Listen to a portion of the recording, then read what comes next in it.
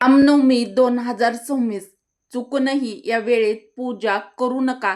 राहू काळ कधी आहे, सत्य काय आहे, अचूक शुभ मुहूर्त काय करावे, काय टाळावे. नमस्कार मित्रांनो, श्री स्वामी समर्थ. मित्रांनो, 26 मार्च 2026 वार गुरुवार या दिवशी आपण अत्यंत पवित्र तिथी साजरी करणार आहोत. तर ती आहे रामनवमी 2026. मित्रांनो, रामनवमी वर्षातील सर्वात पवित्र दिवसापैकी एक अत्यंत पवित्र तिथी. या दिवशी एक वेळ आहे ज्यात तुम्ही पूजा केली तर पुण्य मिळवण्याऐवजी परिणाम उलटही होऊ शकतो. आणि सगळ्यात धक्कादायक गोष्ट म्हणजे 90% लोकांना ही वेळ माहीतच नसते. आजच्या या व्हिडिओमध्ये मी तुम्हाला सांगणार आहे तर ती वेळ कोणती आहे, कोणत्या चुका टाळल्या पाहिजेत आणि शेवटी रामनवमीचा अचूक शुभ मुहूर्त काय आहे, हे सर्व आजच्या व्हिडिओमध्ये मी तुम्हाला सविस्तर सांगणार आहे. त्यामुळे व्हिडिओ शेवटपर्यंत नक्की बघा. तर व्हिडिओ कोठेही स्किप करू नका. तर मित्रांनो, व्हिडिओमध्ये पुढे जाण्याआधी व्हिडिओला एक लाईक अवश्य करा व मराठी रोहिणी किचन आपल्या चॅनलला सबस्क्राईब देखील जरूर करा. रामनवमीचं महत्त्व. मित्रांनो, आपल्या हिंदू धर्मामध्ये रामनवमी हा दिवस खूप श्रद्धेने मनोभावे साजरा केला जातो. या दिवशी भक्त श्रद्धेने उपवास देखील धरतात. रामनवमी हा दिवस प्रभू श्रीरामांचा जन्मदिवस म्हणून साजरा केला जातो.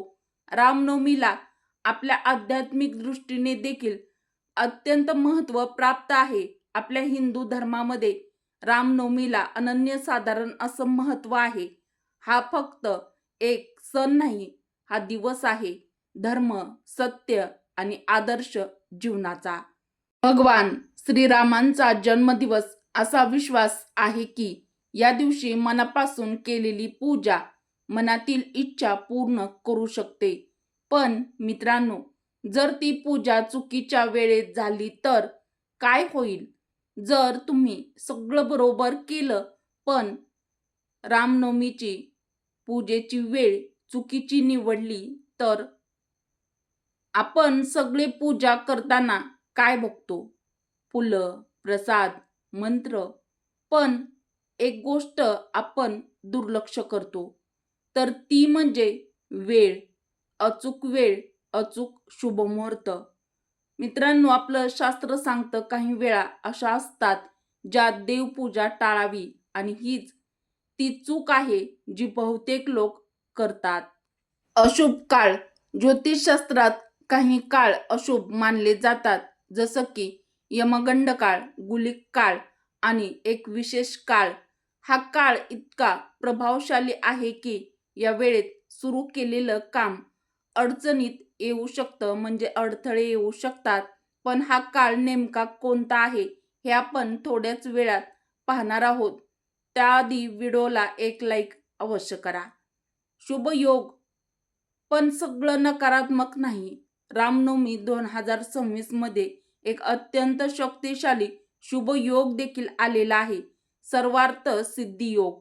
हा योग सुरू होतो 26 मार्च 2026 संध्याकाळी 4:19 वाजता, समाप्त होतो 27 मार्च 2026 सकाळी 6:17 वाजता.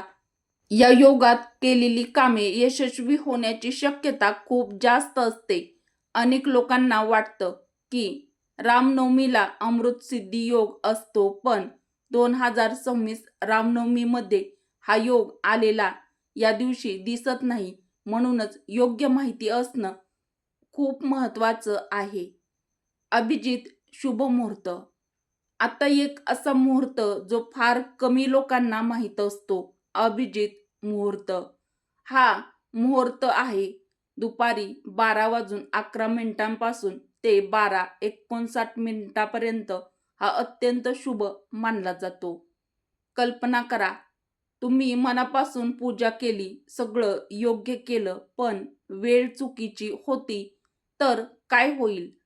मित्रांनो, आपल्या हिंदू धर्मशास्त्रानुसार त्या पूजेचं पूर्ण फळ आपल्याला मिळत नाही.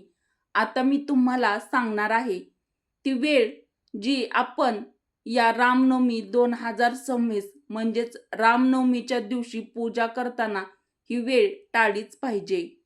रामनवमी 2026ला राहू काळ आलेला आहे.